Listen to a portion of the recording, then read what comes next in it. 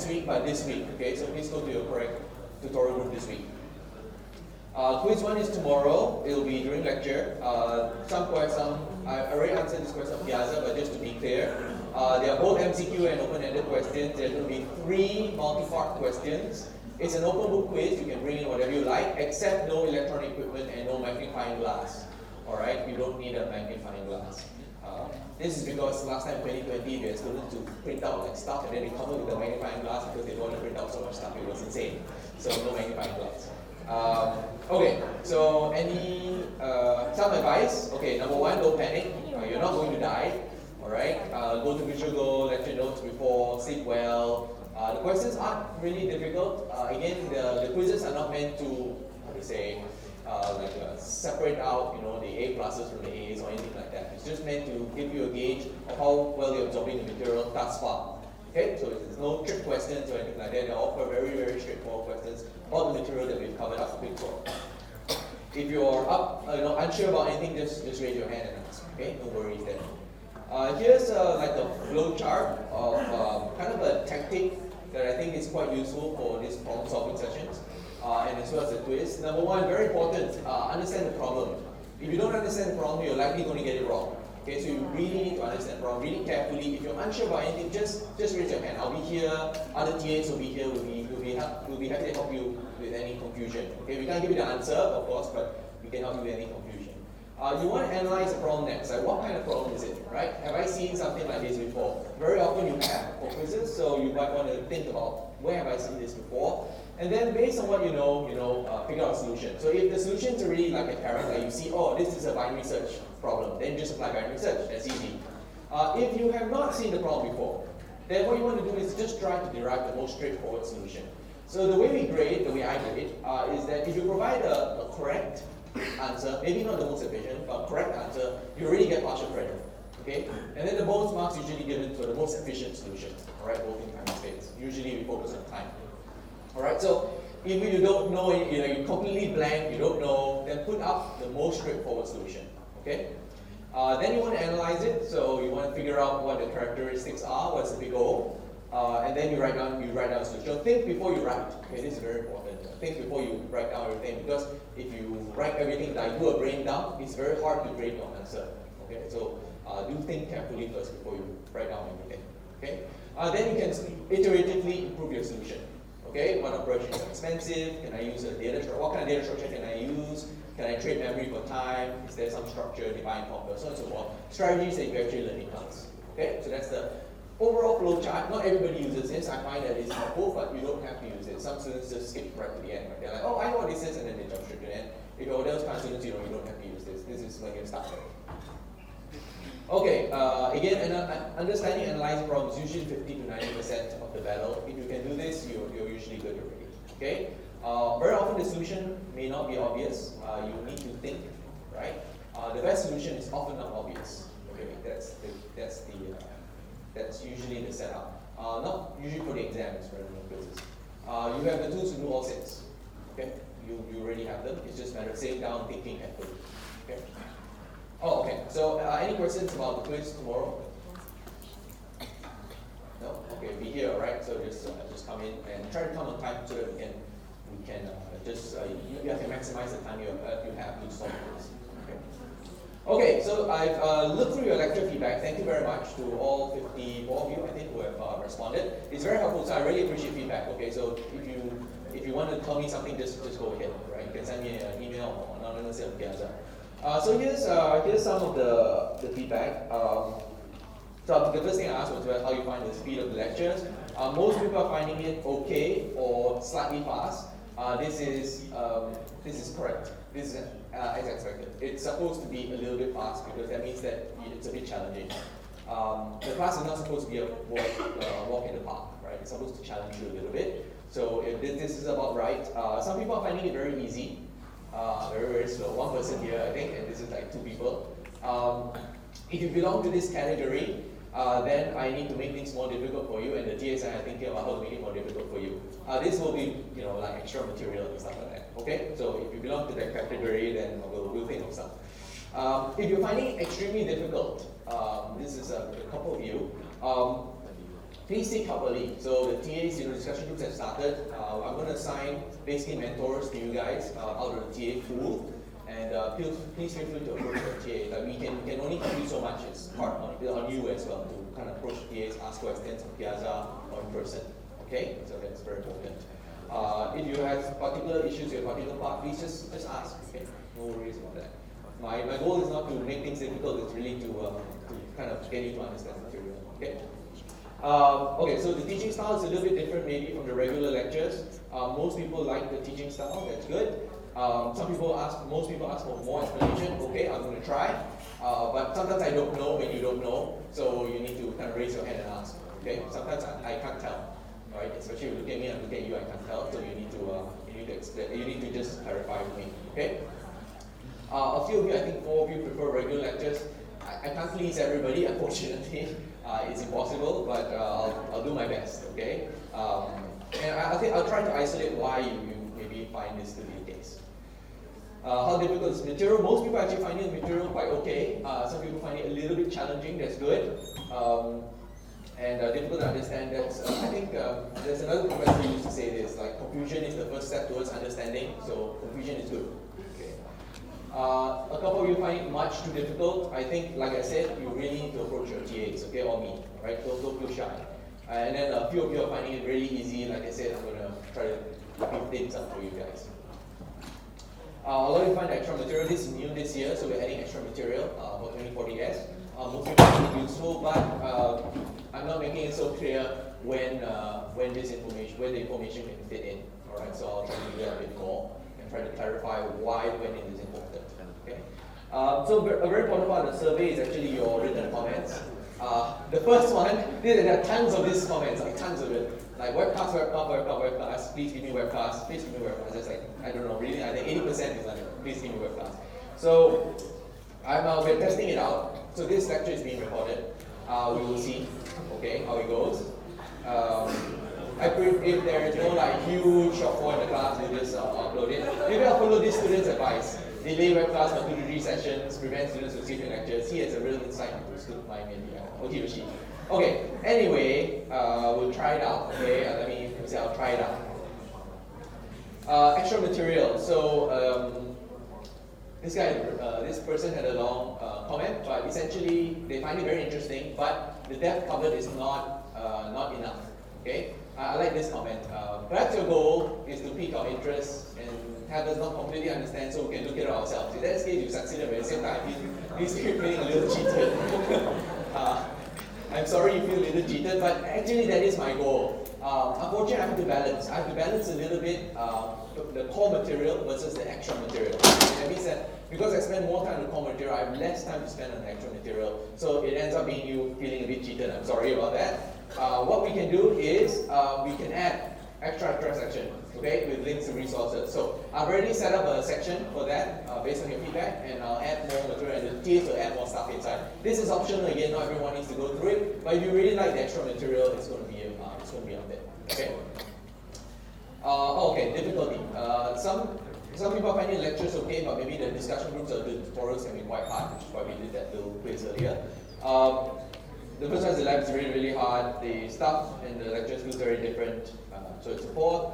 Assignments way too difficult. Tutorials can be released before the actual tutorial.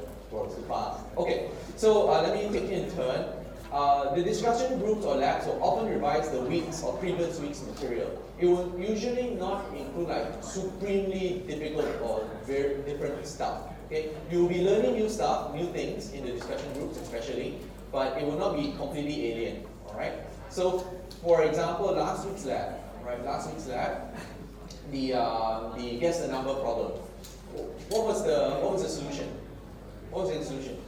It's binary search. It was binary search. So it should be apparent that it's binary search. And binary search will be covered in the lectures. So if you are thinking that the answer is very alien, that's not the case. All right, it will be something you've covered before. So just keep that in mind. It will be something you've covered before. The search that will narrow down the search space for you. All right, so keep that in mind. The problem sets are mixed problems. So I've asked the TAs to provide 3 easy, 2 like moderate, and the extra ones, there are extra problems in your problem set. Those are supposed to be quite challenging, okay, for the more advanced students. The super challenging ones are not graded. It's only up to the moderate difficulty, which is graded. All right. That said, some of them can be quite difficult to figure out. So Irham has kindly put tips and hints on Piazza. So please find it under the resources section. Okay, and there's a post about it too. He describes in quite a good amount of detail what is going on for each of the problems and some of the problems that you might be facing. Okay. Tutorials actually will not be released before the actual tutorial because the tutorials are meant to help you to think on the spot. Why? It's because if in the exams, your exam will not be given to you a day or a week before, right? You'll be given the exam on the spot and you have to think it through. So we want to train you to think through the problem on the spot, right? And we help you through that, we guide you through that through the tutorials. That's how we're doing it, okay? All right. So polling time, oh yeah, some people say the polling time is way too long for the thing. I agree, I'm trying to balance it out, all right? So I'll try to adjust it. I can't make any promises because different people feel differently, so I will try to adjust it accordingly. Okay? We will see, like in today's lectures, I will have some polls, some not so polls, and you will just raise your hand in class. Okay? Okay. If you have another feedback, please share with me. If you don't feel comfortable sharing with me, share with the TAs, or anonymously. I'm happy to try to fix things for you. Okay? All right. So any questions about feedback, things that we're changing, anything like that? Okay, if there are no questions, let's get started. Today we'll be talking about the priority queue ADT, all right, and then the binary heap data structure. You'll be able to analyze the performance of the binary heap data structure, talk about heap sort, and analyze the performance of heap sort. So that's what we'll be working on today. So let's start with the problem. I will start the class with the problem. So here, imagine if you're running code for a hospital, right, the hospital queue. And you want to prioritize patients at the hospital. So my wife works in the hospital, and sometimes she works in the ER. And how they do it by triage, right? So patients come in and they assess how badly injured is this person. If I don't fix the person now, are they going to die? That kind of thing. Then they assign them a priority, and the patients who are the most worse off get treated first. And that's how it works. So doctors need to see the highest priority patients first. So it's not like a regular queue, right? A regular queue. It's such that if people is first in, first out, right? But you can't do that in a hospital. You need to treat the most severe patients first. All right, so let's just imagine that we are designing an ADT for this problem. Again, with ADTs, you don't really need to talk about the internal operations.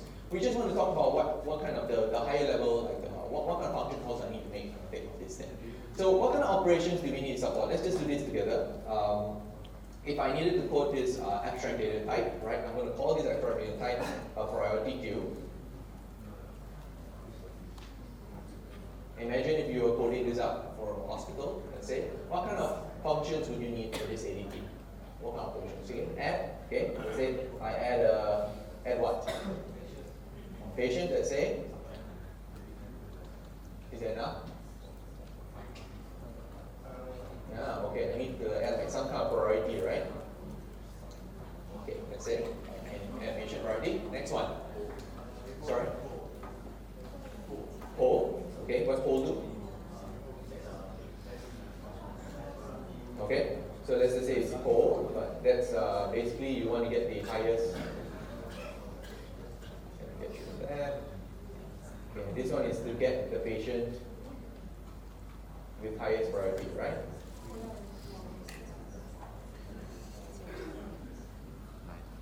Okay, what else? What else you need? Poll, you're just checking, like who is that, who is the person with high priority, but usually it's not just polling, what else you need to do? Yeah, you want to remove patient, let's say. Okay, so remove patient, let's say. So usually in this priority queue, very often you want to remove which patient? You just want to remove an arbitrary patient. Which patient do you want to remove usually? High priority, right? So maybe you want to do something like extract the most priority, highest priority, or let's say extract max. Okay? And that person just extracts out the maximum and then removes that from the priority queue. Okay? Alright, so you're getting the idea that these are some of the functions that you might need to call, right, for this particular ADT. So here's some of them, right? You have insert, right? You have max, you have extract max, and then build heap. Okay, this is to build a priority queue. All right, so this is an example. of some of the operations that come into play for priority queue. And we'll be studying these operations today. So, let's look at the different data structures that we could use that we've already studied. Okay? So let's answer this. What is the worst case time complexity of an insert followed by an extract max if you use a singly linked list? Okay, is it O1, ON, O log n, ON squared, or I predict there will be complexity questions on the quiz. Alright? So insert followed by an extract max. Insert means you put a patient into the queue. Alright? Extract max means I take out the most important patient and remove that person from the priority queue. Okay, so quickly let's put this inside. What do you think? Talk to your friend, you have to think a little bit for this problem. Okay? I want to do two things, right? I want to do an insert followed by an extract max. Alright?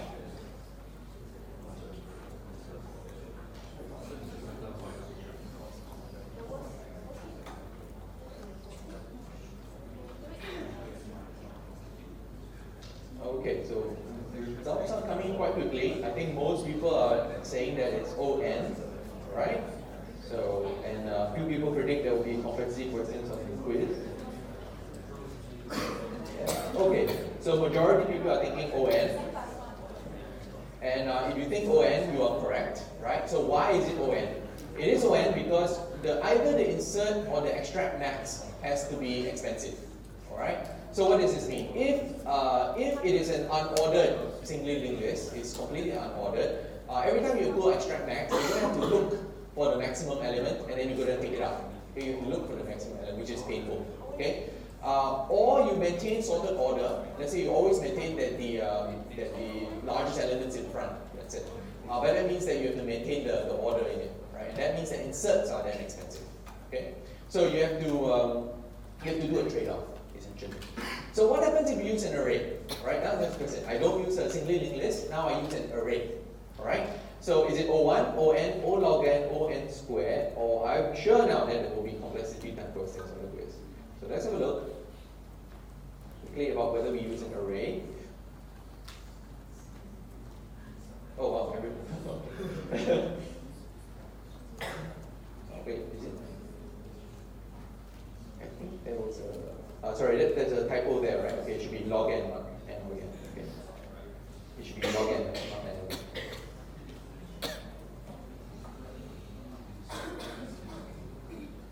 This should be log n. Just get rid of it and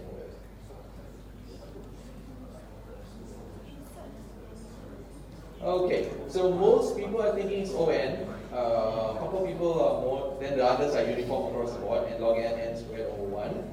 Right, and some people are very sure there will be complexity questions. There will be complexity type questions on the quiz. Okay, so the right answer is log n. And you might be skeptical at this point by saying, wait a minute, that doesn't make sense, right? Log n, it doesn't make sense because an array is very much like a linked list. So why is it that we can do this operation in log n time, right? And the reason is because the array that we're going to use is not like a plain array. We're going to maintain some order in it in such a way that it becomes a heap. Okay, so we're talking about heaps today. So the key idea, what's the general strategy here? The general strategy is something we call exploiting structure. Okay, I've talked about this before, but you can see that, let's say you have something unordered, which is an unsorted array, let's say, and then your inserts are going to be very cheap. You can just put it anywhere, basically. Your maxes are expensive and your searches are expensive, right? So we know this from unsorted arrays. If your array is sorted, just like a linked list, your inserts are expensive because you maintain the order. Your maxes are very cheap, okay? Because you can just, let's say it's sorted in ascending order, you just find the last element. Or we sorted in descending order, you just get the first element, right? It's very cheap to get the max. Searches can be done in log n. Why? Binary search, right? We can do searches faster. So you look, if you don't maintain order, what happens? Your inserts are very cheap, but your search kind of operations become very expensive, right? If you maintain a sorted array, your inserts are expensive, but your max and your search become much cheaper. Okay, so there's a trade-off here, right? Depending on whether you want to maintain order. So the more of the structure, the more prior information. Because you have more information about what's the data in the data structure, and then you can speed up certain operations, but usually you pay for it. It's not free. Okay, there's no free lunch. Alright? Some things will become more expensive. So today we're going to cover something called binary heap. Alright? It looks a bit like this, but it can be maintained in an array. and inserts become log n, which is not too expensive, right, relative to O1. We know log n is not very expensive. Maxes become extremely cheap, but searches remain as On. Okay, searches are not that cheap. So it's somewhere in between the sorted array and the unsorted array. Okay, so that's what we're going to study today in terms of the data structure. Okay, so let's do some review. Okay, you guys should be familiar with binary trees. So how many people here already know what binary trees are? Binary trees?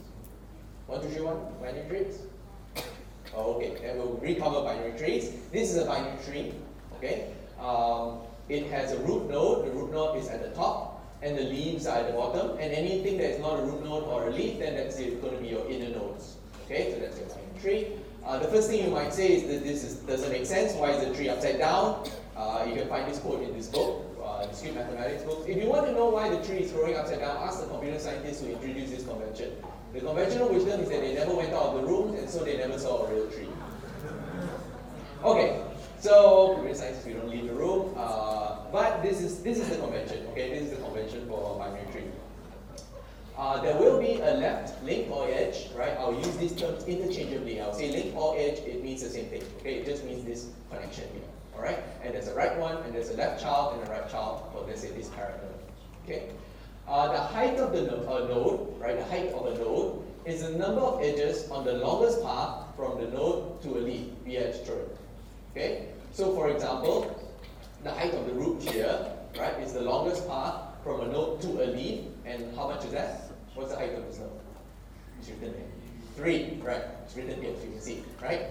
The depth of the node is number of edges to the root. If you're the root, your depth is 0. If you're the root's child, your depth is 1, and so on and so forth.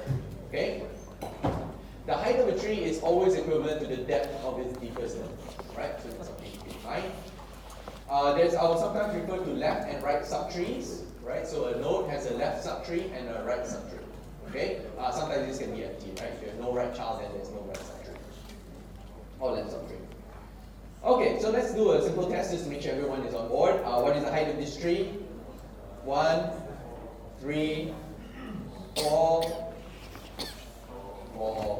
5. Height tree upside down. Okay. So what do? You count.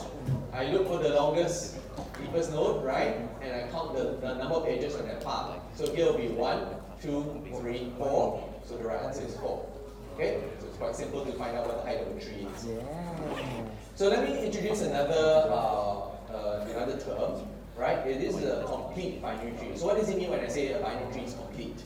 Alright, a binary tree has nodes with links to the left and the right, right? That's a binary tree, or it's empty. A complete tree is perfectly balanced, except for the bottom level.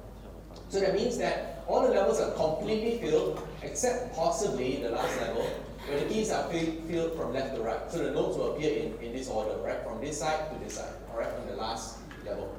Okay, so that's a complete binary tree, right? This is very important to know what this means because we're going to leverage this particular binary tree for use. Alright? So again, everything is filled except for the bottom level. So here's the question. What is the height of a complete binary tree with n nodes? Is it h equals to n, h equals to 2 to the power of n, h equals to log n, h equals to the floor? This is a floor operation of log n. So floor is like, let's say it's 2.5, and floor it is 2.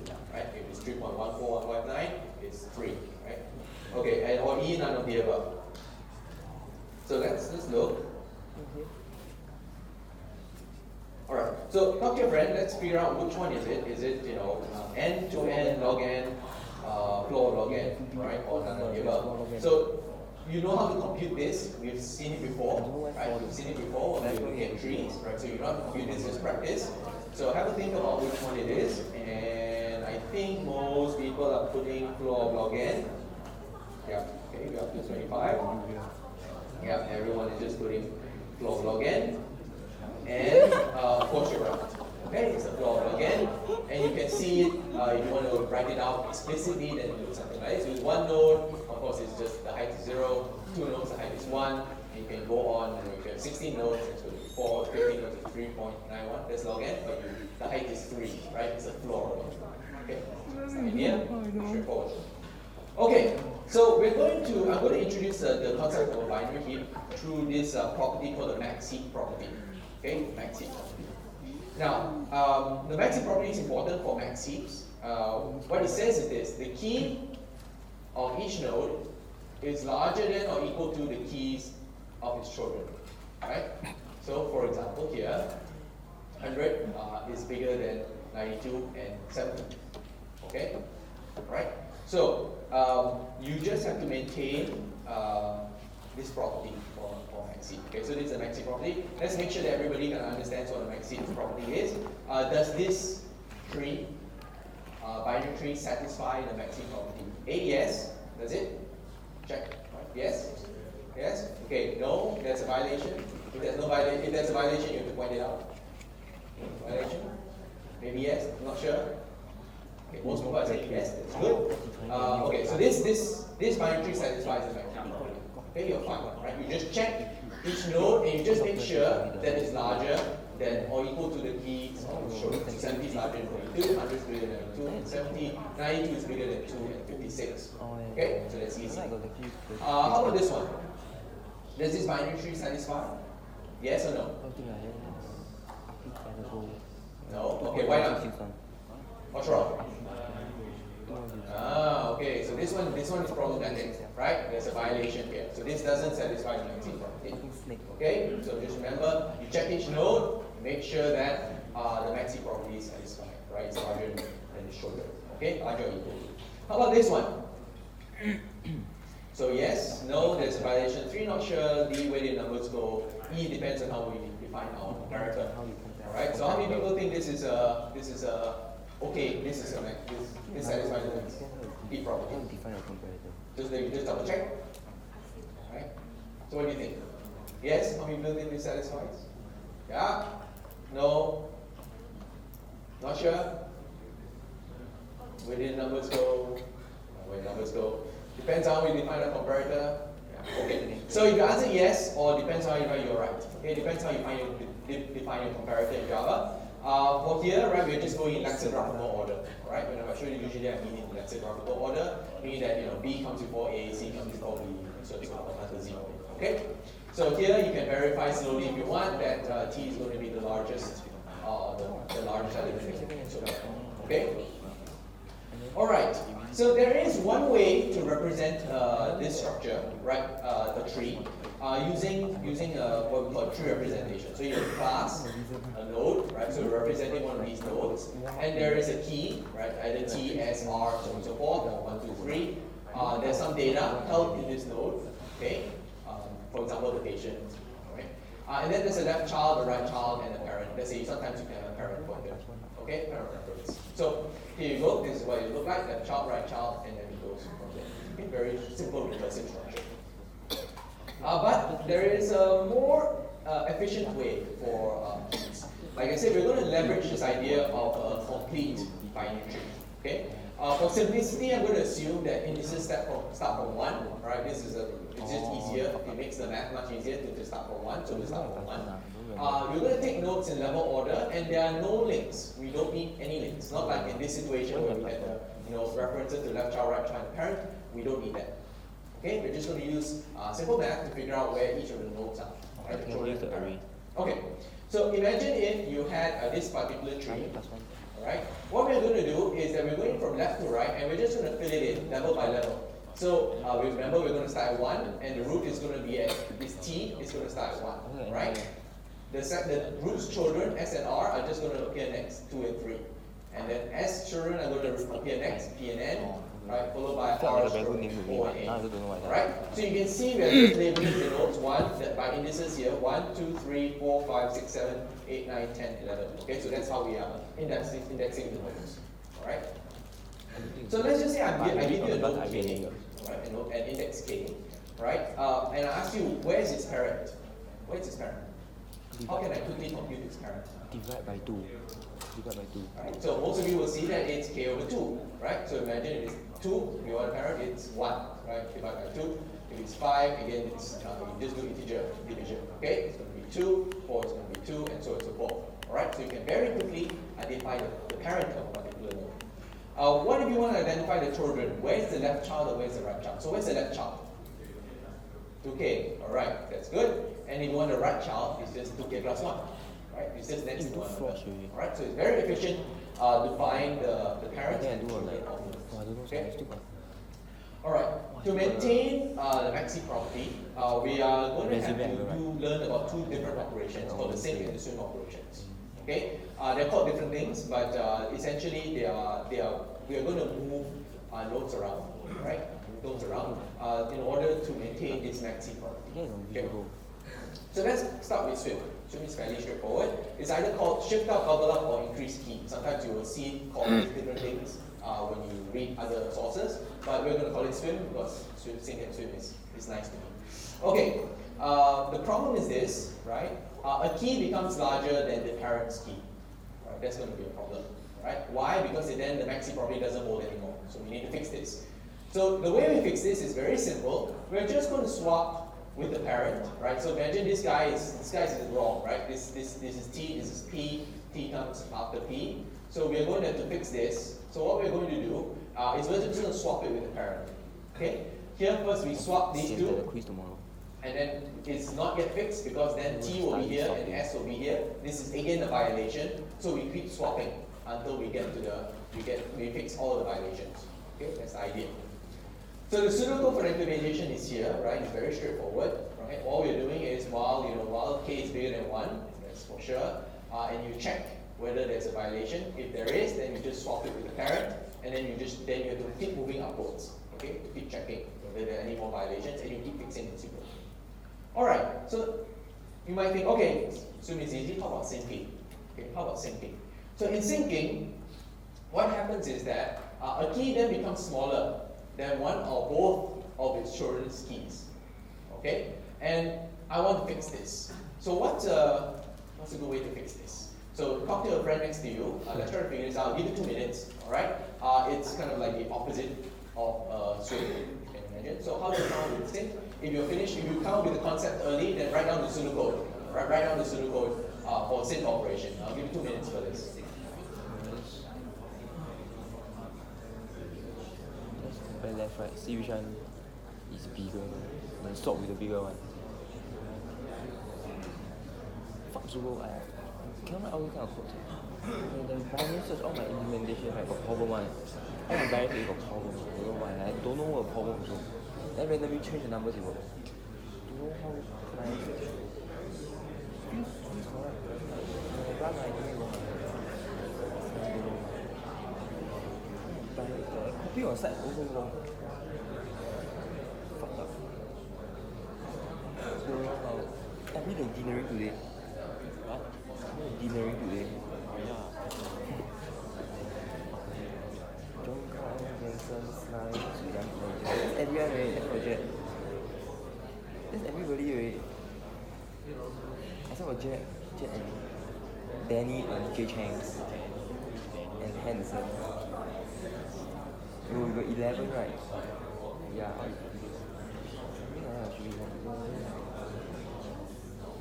11 participants. About a minute left.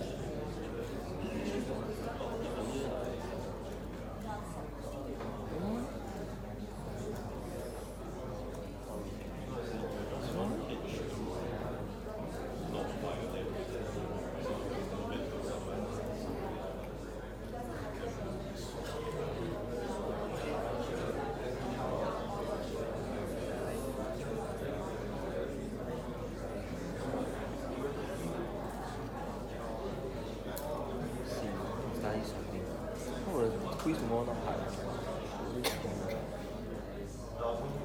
Wake up early tomorrow. Okay, about 20 seconds left. We didn't go lab.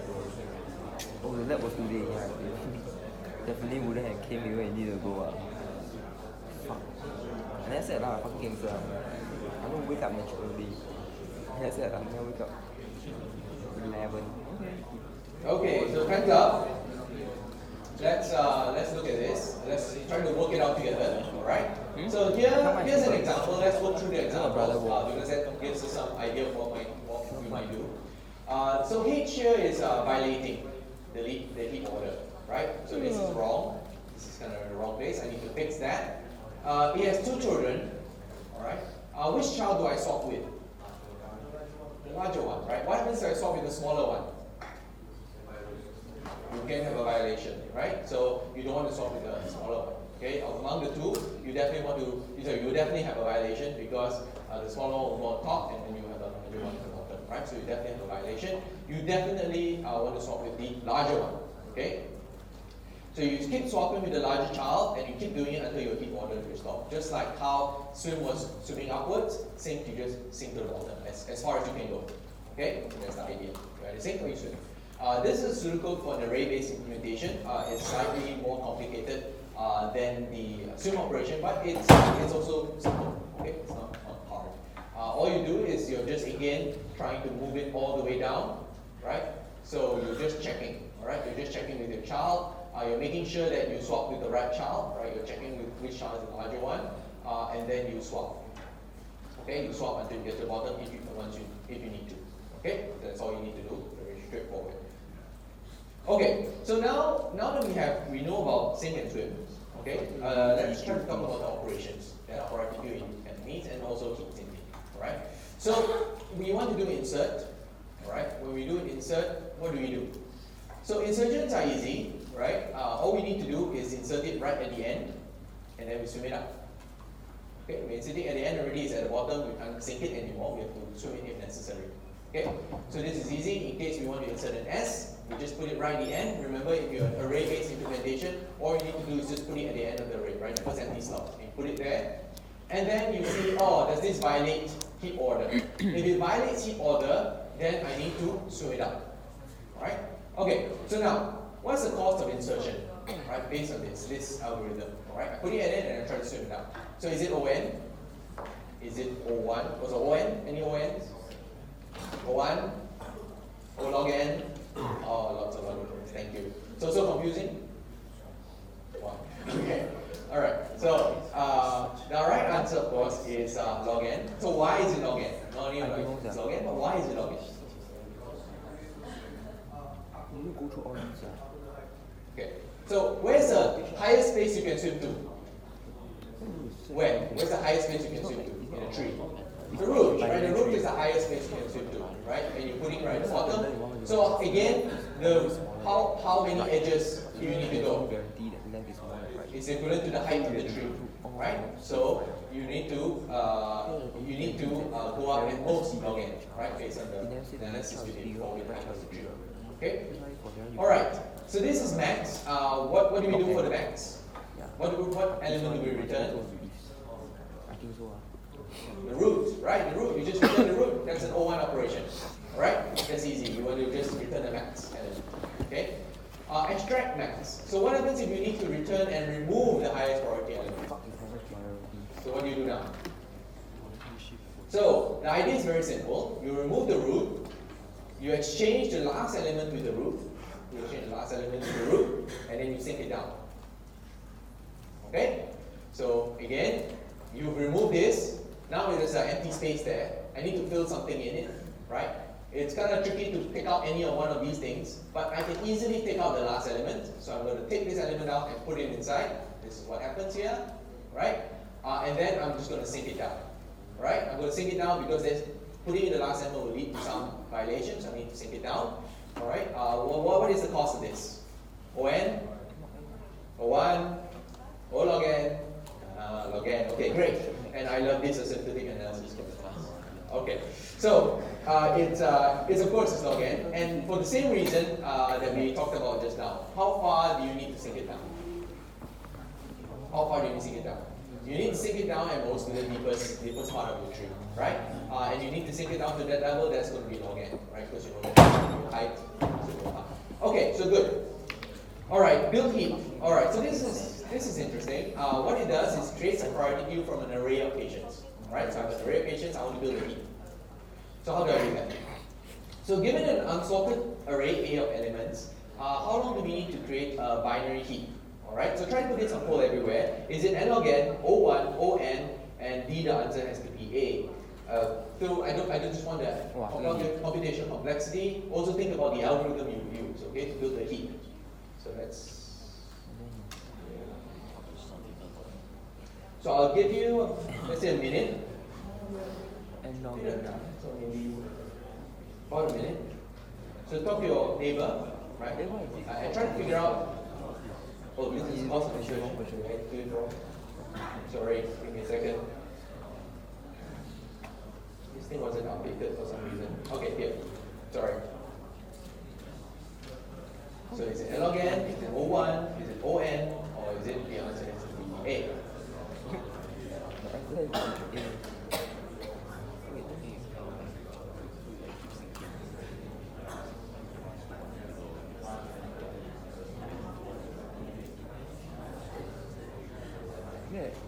Okay, about 20 seconds left. Yeah, shouldn't be a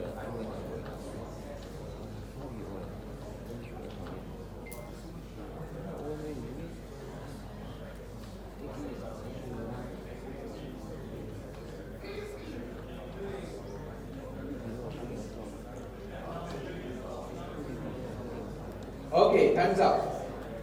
So majority of the class is thinking it's N log N. Some of you are thinking, oh, there's one person, oh no, one disappeared. ON, or the answer is BA, which is also N log N. Okay, so let's have a look. The right answer is ON. It's linear time.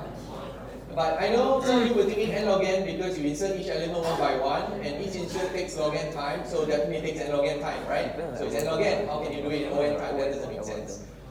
So we're going to see how we can cleverly create a heap in linear time, right? Linear is better than N log N. It was invented by Robert Floyd in 1964. Robert Floyd invented invariance, right? And we'll hear about him when we talk about Floyd Marshall, which is a graph phasor, okay? Robert Floyd is again one of these like really super smart people. He finished his first degree when he graduated high school in 14. He finished his first degree in 17. He finished his second degree in physics when I think he was 20s. And then he went on to work for a company and then became an associate professor without a PhD. Right? He didn't even bother with that. I don't need a PhD. In fact, each one of his papers was equivalent to a PhD. Just one publication is like one PhD for him. Then he produced many papers. Have you heard about Donald Knuth? Donald Knuth and Robert Floyd used to work closely together. If you've heard about his book, Art of Computer Programming, he is the most cited author within that book. All right. Okay, so let's look at this idea. The idea is this. We want to view this input array as a binary tree, but we need to fix it. We need to fix it because the unsorted array is likely going to have violations, so we're going to fix these violations, all right, to satisfy the max heap property. So let's work through this a bit slowly, all right? So let's just say we have two binary heaps that we want to combine with a new root node, okay? So I have this heap A, I have heap B, right? I have a new node, and I want to like merge these together, right? So what can I do? Well, I can put edges here, very simply, right? Left child, right child. But this leads to a particular problem. What is the problem? The max heap property is violated, right? So I need to fix this. So how do I fix this? Great, I sync, right? I sync it down. This is wrong. Again, when I sync it, what do? I swap it with the bigger child, right? Swap it with the bigger child. It's 92. I swap it. It's again violated, so I need to sync it again. All right, then it's fixed. Right, so that's the idea. All right, then I'm done. So I'm going to view this input array as a binary heap with violations. All right, so this is what it's going to look like if I draw that array out. Okay, using the properties that I discussed before. Okay, this is the representation in tree form. We are going to look at it like this. This is going to be, we're going to view this separately, and we're going to slowly merge stuff up together. All right. So the first row is going to be this one element heaps, okay, over the end. Then we're going to look at things like this heap first, followed by this heap, followed by this heap, followed by this heap. It will become clear why I'm doing it in this order later. All right. When you look at when you're looking at just the binary heaps, right? This is just all the one elements right at the bottom. Okay? And then we're going to merge, right? We're going to merge it into these heaps. So I first merge into heap A, then I merge heap B, then I merge heap C, and then I merge heap D. When I merge heap D, I realize, oops, I have a max heap violation, right? The rest are fine. This is the only one that has a violation, so I need to fix this, all right? So I fix it. All right, I fix it by syncing. All right. Then I do the next one. All right. I do heap A first, and then heap B, right? Essentially, I'm looking at this too, all right? Again, there are maxi violations here, so I'm just going to fix that, and I'm going to fix that, right? If A done, if B done, and I'm going to merge the final loop, okay? Again, there's a violation, so I need to fix that. Okay? Then I'm done, right? I just need to build it up slowly from the bottom, okay? So I'm going from the bottom all the way to the top, I'm just merging heaps as we go. So, the first time I saw this thing, I was just like, okay, this is very complicated. I think the code for it is going to be fairly complicated as well. But the code for clever creation is this. 2 lines of code. Actually, 2 lines of code, right? And that's crazy, right? That's like really clever to me. It's really clever, right? You think about it, this very complicated operation can be done in just this simple 2 lines of code. Not only that, but you don't even have to look at every possible element. You only look at half the array. Right? You only look at half the array. And the reason is that for your 1 element heaps, do you need to check for violations? There can never be any violations in 1 element heaps. Alright, there's only 1 element, there's nothing to violate. Alright, so you never need to check it. You only need to go from half the array in. Alright? When you're doing from half the array in, right, you're basically going in this order, which is why I was doing it in reverse order just now from A, B, C, D, and so on, right? So because we are going in this direction. 70, 92, 67, 12, after and so on and so forth. Okay, so you go in that direction. Alright, this is going to be, but some of you are saying now that, wait. I think, Harold, you're wrong. Alright, you said this is linear time, but it still looks like n log n. Does it look like n log n? We have to look through half the array, there's n elements, and there could be a violation for each one of them. And for each one of the violations, how long does it take to sync? Log n. So n over 2 times log n is n log n. Okay. N log n. That's not right. You're not doing n time. It's correct. It's almost correct actually. So n log n is again another upper bound, but it's 2 loops. All right. We want the tightest upper bound possible. So we're going to look at the tightest upper bound possible, which will be linear time. All right. So here comes the math. A little bit of math. It's nothing scary. You've seen all of this before, and you've seen it last week during PG. You'll see more of it throughout the semester. But I want to show you how this is done because I think it's quite illuminating. Okay. All right. So let's start with why this explains basically why the peak is linear time. So assume that we have a full binary tree, and we can make this assumption because if the binary tree is less full, right, it's only going to be cheaper. So we might as well have. Talk about the worst case, the binary tree is full. Okay, full binary tree. That means all the levels are filled. Okay, all the levels are filled. H is the height. Here I'm just labeling the height. Okay, I'm just labeling, so this height 0, height 1, height 2, height 3. Okay, and I let n equals to 2 h plus 1 minus 1. So this is just the equation for the number of nodes in the array. All right. Okay. So let's talk about the number of work done for each level. Okay. Again, we're just going to do this recurrence relation to recurrence tree, and we'll figure out how much work is done at each level, and then we're going to sum it all up. Okay, so that's the idea, same strategy. So at each level h, there are 2 big H minus H nodes. Right? You can believe me or you can check it out. Right? These are these number of nodes. All right. So in this case, these are these number of nodes. In this case, let's say in this level there are 8 nodes. Right? This level is 4, this level is 2, and this level is 1, and you can check that this works out. And the work done per level then is CH times 2H, big H minus H. Right? So it's just the H, the height times by the number of nodes. Right? That's the maximum you can do. Right? If you sync, right? It's how much you have to sync plus how many nodes that you have to sync it for. That's it. Right? So H times the number of nodes. So everyone is following so far? Right? I only need to sync, right, the height of that level. I only need to sync the height of that level, and I only need to sync it the number of the maximum number of nodes, the number of nodes that are in that level. Okay? So each one of these nodes I need to maximum sync once. Each one of these nodes I need to sync maximum twice, right? Here and here. This one has 3, 1, 2, 3. That's it. Okay? So that's done here. Alright. So here we see the work done, right? If C is the amount of work that you need to do per syncing, let's say, per swap, right? Per swap. Then at the node, the root level, I need to do 3C. At the root children, it's 4C, and so on and so forth. Okay, in the worst case. At the base level, I never need to do any work. Alright, so the total work done per level is just represented by this summation. Alright, it's represented by this summation. I sum over all the heights, right? And this is the work done for that particular height level. Alright, so that's what I'm doing. I'm just substituting. I'm substituting this piece of information over here, and then I'm summing all up. That's all I'm doing. Okay?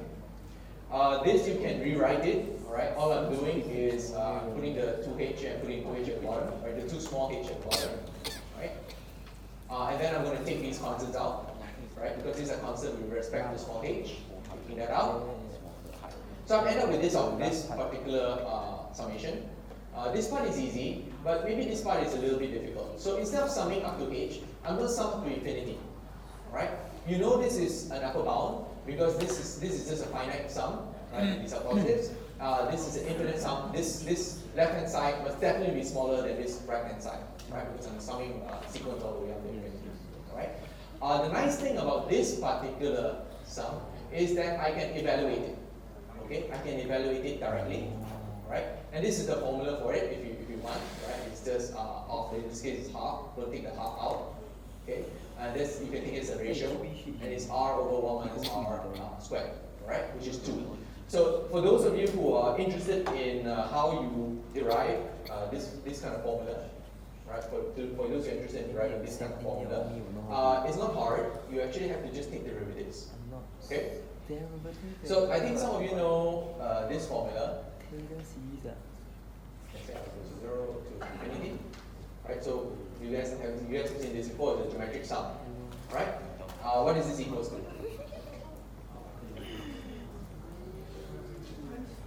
Alright? For r smaller than 1. Okay? Alright. So what you can do to make this look like this, right? Make this look like this, because this is missing the I, this is missing the H in front, right? This is missing this doesn't look exactly like this because this is missing a value in front, right? So to solve that, you take this derivative. Okay, when you take the derivative, you're going to have, and then you take the derivative of with respect to r. Okay, and you solve this. Okay, I won't do it here because it takes a while, but you can solve this on your own free time. Okay, it's not hard, you're just taking derivatives. Okay, so this is going to be, this part essentially is going to be bounded by a constant. Right, this part is a constant. So it's just going to be ch times 2. Right, that's it is. And that's going to be ch to c to the power of h plus 1. Right, that's all it is, simple algebra at this point. So now I want you to remember that this is the number of nodes. Okay, the number of nodes. So this is beginning to look quite similar now. This is the number of nodes, right? So n plus 1 is equal to this, right? That's simple from the number of nodes. So we have this bound. We have this bound. This is simply equal to number of nodes plus 1. I'm just substituting inside. And this is Cn plus C. So that's going to be On. Alright, so we're just doing substitution again. Okay, so that's how built heat is On. Okay, the slides will break it down, and then if you want, you can look at it slowly, right? But there's this bounding, and you might do more of it when we get to more exercises. All right, done. Okay, so we're done. We've studied how to do insertion, max, extract max, size, and the built heat operation, which is a very clever kind of building the heat from a frame. So that's it. Your problem solved. You get a nice paycheck. And sick people needed to get the help they need, right? So that's fantastic. The priority queue, that was our simple toy example, of course. The priority queue actually has many applications. We will actually see some of them throughout this later part of the semester. Okay, when we talk about extra and frames. In AI, for example, you use for AI A-star search. You can do for simulation, like patient queues that we talked about, particles, and statistics, to get the online medium in the data stream. It's a very common ADT. Okay, and the heap is a common data structure for it. Okay, so at this point, any questions? Any questions at this point? Okay, so the heap is clear. Maybe the computation complexity not so clear, but that's something to take home. Right. Okay, so no questions. Let's move on. Here's a question: can we sort using a binary heap? So how can you sort using a binary heap? What is the computation complexity of sorting, let's say, using a binary? Is it On? Is it On squared? Is it n log n? Is it to the power log n? Or is it possible to do? You can't sort using a binary heap. So imagine I give you a binary heap and I say, okay, can you sort using the data structure? So let's have a chat with your neighbor.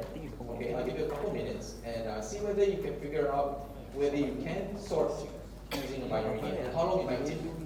Okay, how long might it take? So is it On, On squared, On log n, or O to the power of log? Fraction base, right?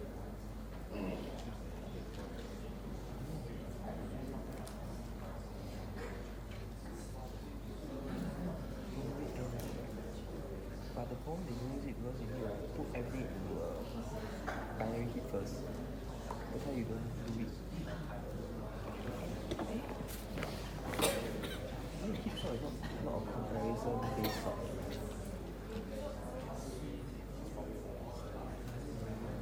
I know why always not.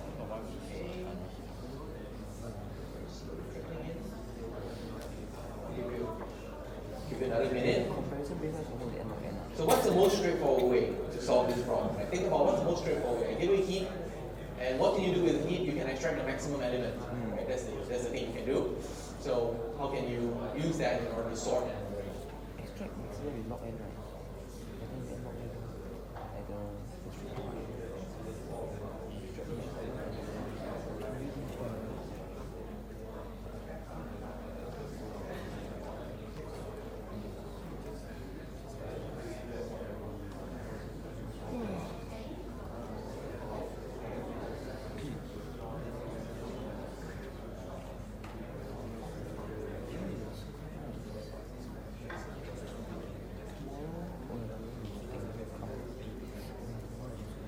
remember tomorrow.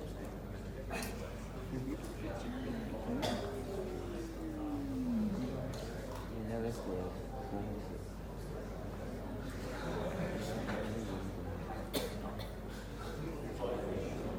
Okay, time's up.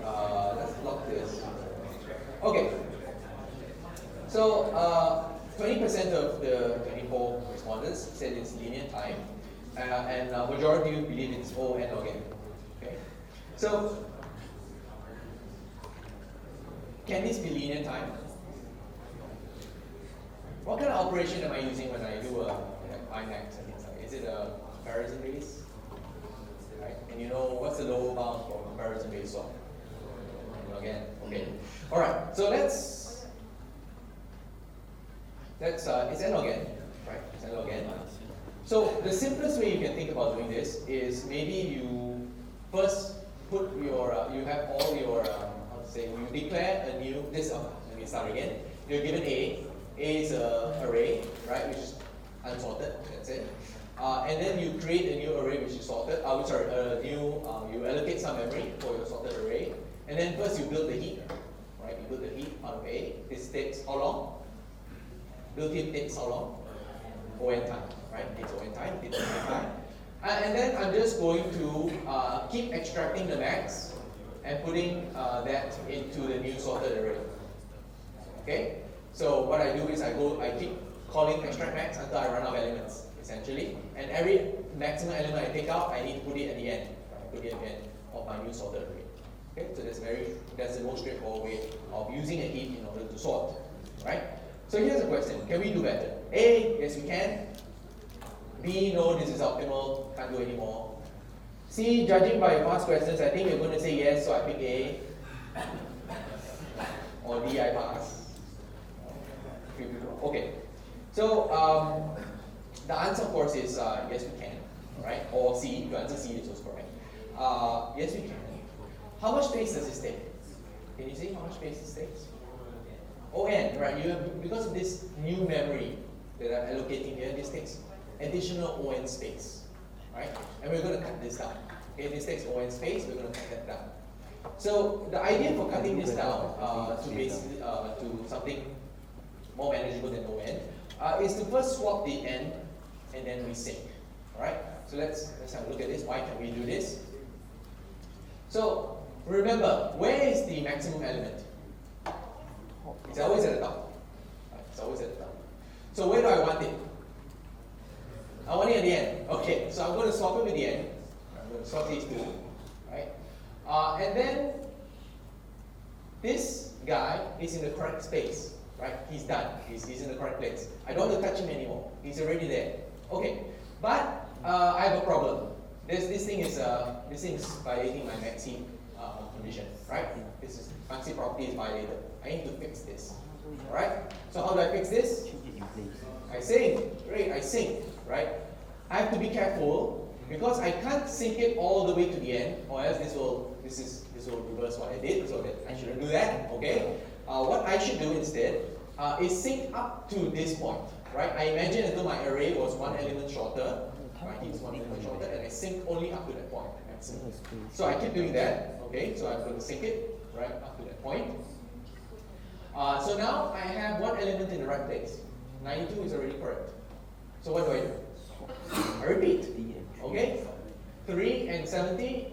Okay, I'm just going to repeat this. I swap it first, right? I swap it first. 70 is on top, 3 is on bottom. I'm going to swap it. I'm going to move the end, and I'm going to sync. Okay? 2 elements in the right place. And I keep doing this. Alright? I keep doing this operation again and again until I get it correct. Okay, sometime later. Got all my elements in the right place. You're done. Okay. So this particular method uses a modified sync and swim with array length. Right. It's not difficult to figure out how to do this. Right, with a modified array length, and it's quite straightforward. Right. Basically, once you get to the end, you just break. Right. Creating a binary heap here takes ON. Right. This creates the binary heap, and then you do swipping and syncing. How long does this take? In total, it'll take n log n time. Alright? This is why the total time for heap sort is n log n. And how much space does it require? Am I allocating new memory now? No. So if I don't require new memory, how much space am I using? O1, constant space, right? So it says O1. I'm using constant amount of space. Alright? Okay, so heap sort is great. It's optimal for time and space, right? You can see that it's O n log n, which you know that it's the best you can do for comparison-based sort, and it's O1 space. Fantastic, right? But it's not so great in practice, all right? It suffers from bad caching because the children can be quite far from the parents. It's also not stable, and the inner loop is a bit longer than quicksort. Okay, so quicksort is still faster in practice, but there's something called introsort. Introsort is like this crazy mix of different methods, right? So it's almost as fast as quicksort in practice, and it's n log n worst case, right? The key idea is simple: you run quicksort, and then you change to heap sort if the stack depth is too deep, all right? You still need to just change to heap sort because heap sort is a nice theoretical properties. And then in heap sort, again, once you get down to a low enough level with smaller enough elements, you just cut off to insertion sort, right? When you get to N16, there are 16 elements, you just do insertion sort because the overhead of running the rest is just too high. Right? So it's just like this mix of different of your favorite stuff into the same algorithm. Okay? So introsort is used in STL, also in Microsoft Net. There is also something called tip sort, which is merge sort plus insertion sort. Okay? You can read about tip sort on Wikipedia, for example. Okay? And tip sort is used in Java. That's the Java default sort algorithm. Okay, so here's I put this slide in. This is from Zachary and Wayne's slides. Class in Princeton, and this gives you like a summary of the different sorting algorithms. So if you want a reference, this I think is a nice reference that tells you whether it's in place, whether it's stable, what's the best average and worst case time complexities, and some of the properties or remarks regarding the particular method. So for example, selection sort only does n exchanges, right? Worst case, which is very nice. Moving items is very expensive, all right? We didn't talk about shell sort, and we only like really quickly talk about tip sort, but you can read about those time you're not tested on those. Okay. Okay. So there are variations of the max heap. Basically, the most trivial one is the min heap. So what if you want the minimum element? We talked about the maximum element. What happens if you want the minimum element, right? So if you want a minimum element, it's also very easy. You can the hack is to negate all the keys. I don't like this hack. Right? This is kind of silly hack. If you have a negative element, for example, it becomes it's not good. So a more correct way is to is to modify the heat maintenance, right? So you can just modify the way that items are, the heat order is maintained, right? Heat is not difficult, it just requires a little bit of time for you to think it through. Or you change the comparator, that's another way. That's an easy way that you can do it, right? You just change the comparator, you swap the min and max, and then you're fine. Okay. Alright, so there are more visualizations on visualgo.net if you really want to see how these things work. I think during DG, did the TA show you that nice cool video of all the different sorting algorithms in practice? I hope you didn't see it. That actually highlights like, the different behavior of the different kind of algorithms and kind of lets you know what's going on behind the scenes when you're solving these. Okay, any questions at this point?